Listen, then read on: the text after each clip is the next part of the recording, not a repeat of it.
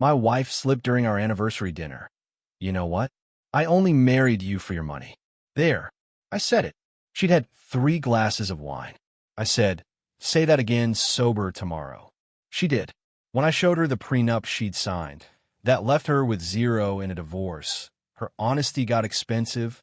I, 38 male, own a small but successful HVAC company. Nothing glamorous. I fix air conditioners and heating systems. Started it 12 years ago with a used truck and a toolbox. Now I've got 6 trucks, 8 employees, and a solid reputation. I'm not rich, but I'm comfortable. House is paid off, retirement's looking decent, and I can take a vacation without checking my bank account first. Met my wife 5 years ago at a mutual friend barbecue. She was beautiful, charming, laughed at my dumb jokes about thermostats. We dated for a year before I proposed. Everything felt right. One thing I insisted on before marriage, a prenup.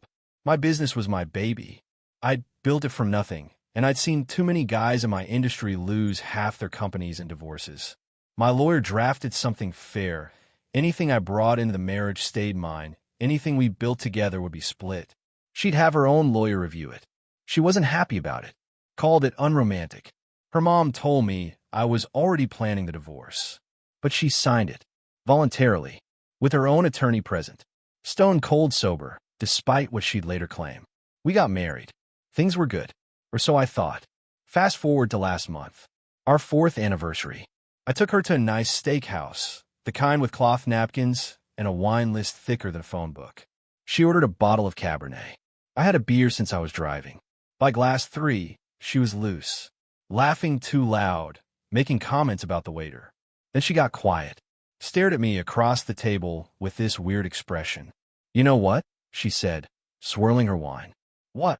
I only married you for your money. There. I said it. I thought she was joking. Waited for the punchline. It didn't come. I never loved you. Not really. You were just stable. Comfortable. My mom said you were a good investment. The restaurant noise faded to static. I could feel my heartbeat in my ears. You're drunk, I said carefully. So what? Drunk people tell the truth.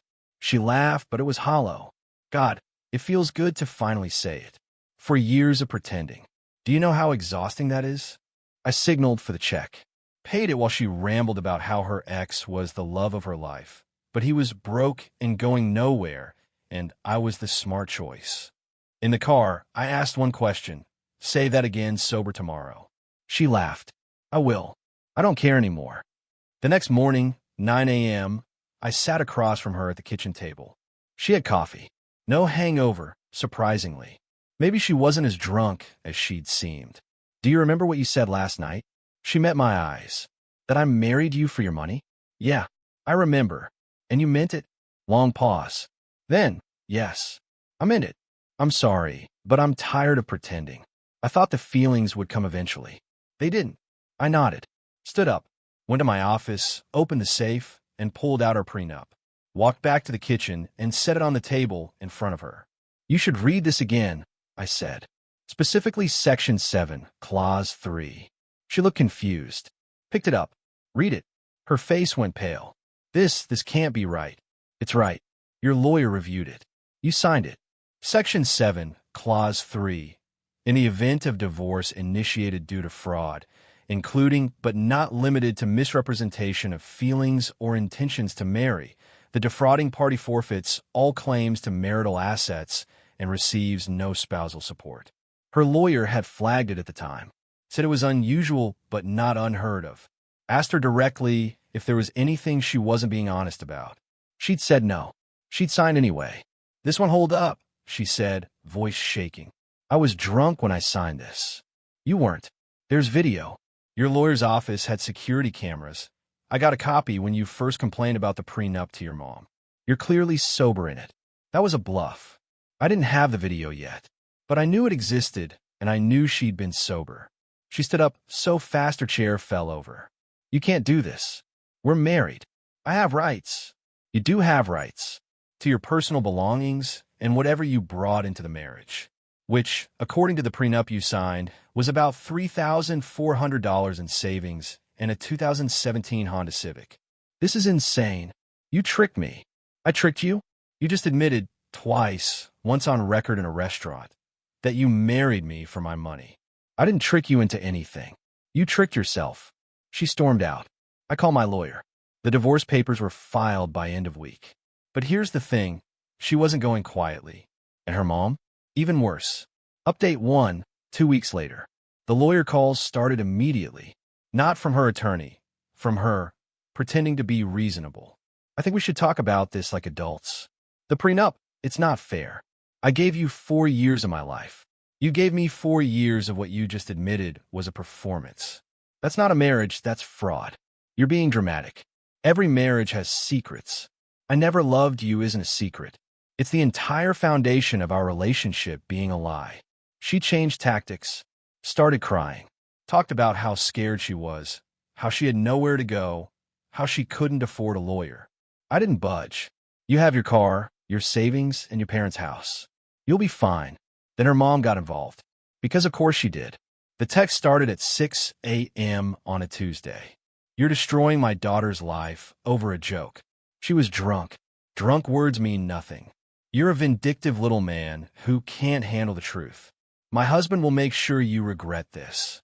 Her dad, for the record, stayed completely silent. I'd always gotten along with him. Pretty sure he knew what his daughter was about. Day 4, my wife's lawyer finally entered the picture. Some guy fresh out of law school, clearly doing this on the cheap. He sent a letter claiming the prenup was signed under duress and without full understanding of the terms. My lawyer laughed. Actually laughed on the phone. She had her own attorney. She had 30 days to review. She asked for clarifications and got them in writing. There's no duress here. But here's where things got dirty. Week 2, I came home from work to find my wife in the house. She kept her key, my mistake. She was gathering her belongings. Except her belongings apparently included my grandmother's china set, the living room TV, and the contents of my home office desk. "What are you doing?" "Taking what's mine." "The TV is mine. I bought it before we met. The china was a gift to me from my grandmother." "Prove it." "I did, actually. I had the receipts, the will documentation, everything. My lawyer told me early on, document everything. Put it back. Make me." I called the police. Non-emergency line. Explained the situation. They sent an officer who basically said it was a civil matter and we needed to figure it out. But he did make her put back the stuff that was clearly mine. The dated receipts helped. She left with 2 boxes of her actual belongings, screaming that I was abusive, and she'd make sure everyone knew. The next day, I changed all the locks. Cost me $400 for a full rekey plus new deadbolts. Worth every penny. Then came the accusation. Her lawyer filed a motion claiming I had hidden assets that weren't disclosed before the marriage. Said I'd undervalued my business to make the prenup favorable to me. This was insane. My business financials were reviewed by her lawyer during the prenup negotiations. They'd had access to 3 years of tax returns, profit and loss statements, everything. There were no hidden assets. But the allegation meant discovery. It meant forensic accountants. It meant my business being examined under a microscope. It also meant her lawyer was billing hours he couldn't afford. I found out later her mom was paying for it, convinced they'd win big and recoup everything. The forensic accountant's report came back in my favor. Obviously, there was nothing to hide, but the process cost me $8,000 in accounting fees and took 6 weeks. My lawyer filed for sanctions. The baseless hidden assets claim had wasted court resources and my money. The judge was not impressed with her side. Meanwhile, I started gathering evidence. Not for the divorce, that was pretty cut and dry. For something else entirely. See, my wife had mentioned something during one of her rants. About her ex, the love of her life, who was broke and going nowhere. I did some digging. Not stalking, just public records and LinkedIn. Turns out, her ex wasn't broke anymore. He'd started a tech company that got acquired 6 months before our anniversary dinner. He was worth about $4 million now. And according to her phone records, which my lawyer subpoenaed as part of discovery, she'd been in contact with him for the past 8 months. Nothing explicitly romantic in the texts, but lots of "I miss you" and thinking about what could have been, and "my situation is complicated but changing soon." She wasn't just admitting she'd married me for money. She was laying groundwork to leave me for someone richer. The timing of her confession suddenly made a lot more sense. Update 2. 5 weeks later. Discovery was a goldmine. My lawyer had requested her phone records, email communications, and financial statements as standard divorce procedure. What we found was better than I could have imagined. First, she'd been transferring money to her personal savings account for the past 2 years. Small amounts, $200 here, $350 there, from our household account. Nothing I'd noticed, nothing technically illegal, since it was a joint account for groceries and utilities. But the pattern was clear. She'd been building an exit fund for over 24 months. Total accumulated, $14,600. Second, the texts with her ex were more damaging than I'd initially thought. Nothing explicitly romantic, sure. But there was this. Her, once I'm out, we should talk about the future. Him, I'd like that. You know how I feel. Her, I know. Soon. I just need to play this right. Play this right. That's what our marriage was. A game she was playing. Third, she'd been bad-mouthing me to mutual friends for years. My lawyer got declarations from 3 people who came forward after hearing about the divorce. All said she complained constantly about being stuck with me, about how I wasn't ambitious enough, about how she deserved better. One friend, someone I'd considered close, admitted she'd known about the ex situation for months. I thought she'd work it out, she said in her statement. I didn't think it was my place to say anything. Some friend. Armed with all this, my lawyer went to court. The prenup hearing was scheduled for a Thursday morning. My wife showed up with her mom, her bargain bin lawyer, and an attitude. The judge had read all the filings. He asked her attorney to explain why the prenup should be invalidated. Your Honor, my client signed this document without fully understanding its implications. She was young, in love, and pressured by a partner who presented it as a formality. My lawyer stood up. Your Honor, we have documentation showing the defendant had independent legal counsel, 30 days to review, and submitted written questions that were answered in full. We also have her attorney's contemporaneous notes stating she appeared to understand all terms and signed voluntarily. The judge looked at my wife. Ma'am, did you have a lawyer? Yes, but... Did that lawyer explain the document to you? Yes, but I didn't really. Did you sign voluntarily? I felt like I had to, or he wouldn't marry me. That's not duress, ma'am. That's a negotiation. Her lawyer tried another angle. The fraud clause is unconscionable. It essentially punishes my client for having private thoughts. My lawyer, private thoughts she voluntarily disclosed. Twice. Once in a public restaurant where 3 servers have provided statements about her behavior that evening, and once the following morning in a sober, recorded conversation. The judge's eyebrows went up. Recorded? I hadn't mentioned this before. But yeah, after she confirmed it's sober, I'd asked if I could record her saying it again for my own peace of mind. She'd agreed, probably thinking it wouldn't matter. I married you for your money. I never loved you. There, I said it again. Are you happy now? Her voice, crystal clear, played through the courtroom speakers. She turned white. Her mom started whispering frantically to the lawyer. The judge ruled the prenup valid and enforceable. All of it, including Section 7, Clause 3. My wife was entitled to exactly what she'd brought into the marriage. Her savings, now depleted to about $1,200 after lawyer fees, and her 2017 Honda Civic. Nothing else. No spousal support. No claim to the house. No share of my business. Her lawyer tried to file an appeal. The judge noted that given the evidence of premeditated fraud, the texts with her ex, the years of secret savings, the statements to friends, an appeal would likely result in sanctions and possible referral for criminal fraud investigation. They withdrew the appeal. But she wasn't done. Of course she wasn't. Final update. 2 weeks after the ruling. The divorce was finalized on a Tuesday. I thought that would be the end of it. It wasn't. The day after the papers were signed, her mom showed up at my business.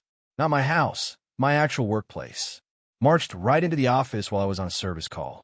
My office manager called me. There's a woman here screaming about you destroying her daughter's life. She's scaring the customers. I drove back. Found her mom in the parking lot. My office manager had gotten her outside, still yelling about justice and karma and how I'd regret this. You took everything from her. She came into this marriage with nothing. She's leaving with nothing. That's not me taking anything. That's her getting exactly what she gave.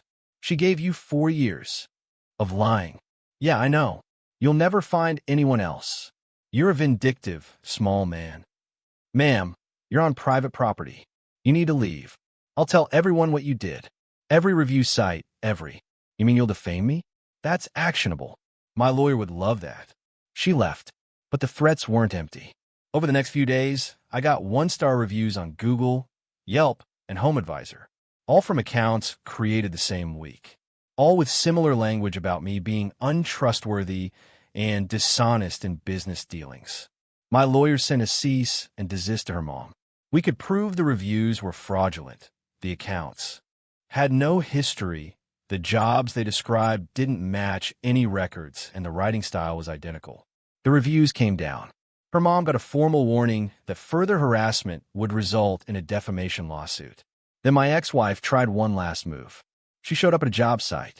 I was installing a new AC unit at a commercial property. She pulled up her Civic, got out, and started talking to the property owner. I couldn't hear what she was saying, but I could see the property owner's face changing. Concern. Confusion. He walked over to me. That woman says you're being investigated for fraud? I sighed. That's my ex-wife. We just finalized our divorce. There's no investigation. She's upset about the settlement. He looked between us. She seems pretty convinced. She's pretty wrong. I can give you my lawyer's number if you want verification. My ex-wife was crying now. Performance tears. I'd learned to recognize them. He ruined my life. He hid money from me. Ma'am, the property owner said, I don't know what happened between you two, but this isn't the place for it. He needs to pay for what he did. I paid you exactly what the court ordered, I said, keeping my voice level, which was exactly what our prenup specified, which was exactly what you agreed to before we got married. I didn't know what I was signing. You had a lawyer. You had 30 days. You asked questions. You signed anyway. That's on you. She left, but not before screaming that she'd make sure I never worked in this town again. The property owner looked at me. You have good reviews online. I checked before hiring you. I try to do good work. That woman seems troubled. She is, but that's not my problem anymore. He let me finish the job. Even gave me a tip for handling that professionally. Here's where things stand now.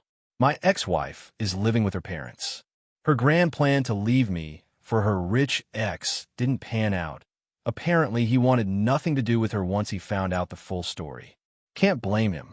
If she'd lied to one husband, she'd lie to another. Her mom is under a legal warning not to contact me, my business, or post anything about me online. She's been quiet. Probably not for long. The divorce cost me about $22,000 in legal fees, which is more than I'd hoped, but less than it could have been. The prenup saved me my house, my business, and roughly $400,000 in assets I would have had to split otherwise. Am I bitter? Yeah, a little. 4 years of my life were a lie. That hurts, but I'm also relieved. Better to find out now than in 10 years with kids involved. My therapist, I started seeing one, says the anger will fade. That I'll eventually be grateful I dodged a bigger bullet. Right now, I'm just tired. The house feels empty. I'm not used to cooking for one. I still reach for 2 plates sometimes, then catch myself. But I'm okay. I have my business, my health, my friends who stuck around. I have a good lawyer and apparently good instincts. That prenup clause wasn't something I'd invented. My attorney suggested it based on a case he'd seen years ago. You'd be surprised how often people marry for the wrong reasons, he'd said. This protects you if that ever comes out. Never thought I'd need it. Glad I had it. My ex-wife wanted my money. She got nothing. Sometimes honesty really is the best policy, just not the way she intended.